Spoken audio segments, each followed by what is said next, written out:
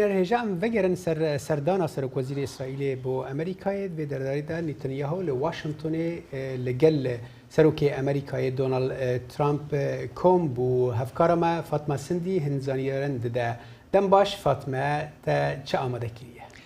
دم باش صالح اری راسته سرک وزیر اسرائیل بنیامین نتانیاهو ایرو سهشنبه دیگل سرک امریکا دونالد ترامپ هفدیتن پیک آنین و جهجی گوتنه کو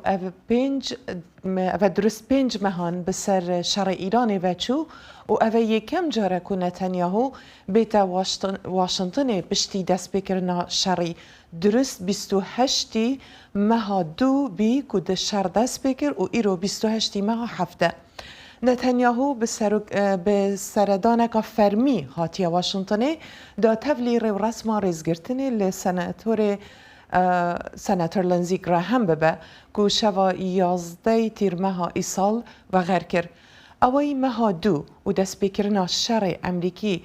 و اسرائیل لدجی ایرانه یکمین دیدار هر دو آلی به هفره پیک بینن هرچند که بری شری نتانیاهو 8 جاران سردانا امریکای کربی برنگکی فرمی بری نتانیاهو جوالات خودر که و گود چپی نوید که مجارا روژه وامه لدور شر ایرانیه آرمانجا ما پاراستن و بروانی کرنج آخا اسرائیلیه لشری و بگدادان گرانن کل 2 هفتین بوریجی به سر ایران دهاتن انجام دان جعالی امریکای و اسرائیل و دربو نتانیاهو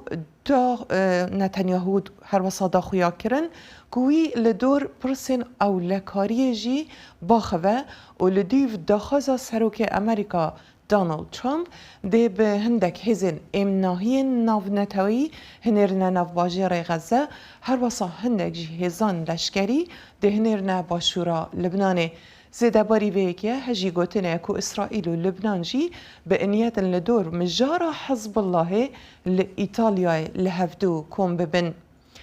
نتانیاهو به انیت زانیاریان سبارت برنامه ناوکی ایرانه لگل امریکای پاروه بگه پرسک که واشنطن و تلویف هر دو لسر هف بیرن و نتانیاهو ده بیجه به هر یکی هبه ده دست ایرانه جدوماندن و زخکرنا یورانیوم قطب که و ناو ایران به خودان برنامه نافکی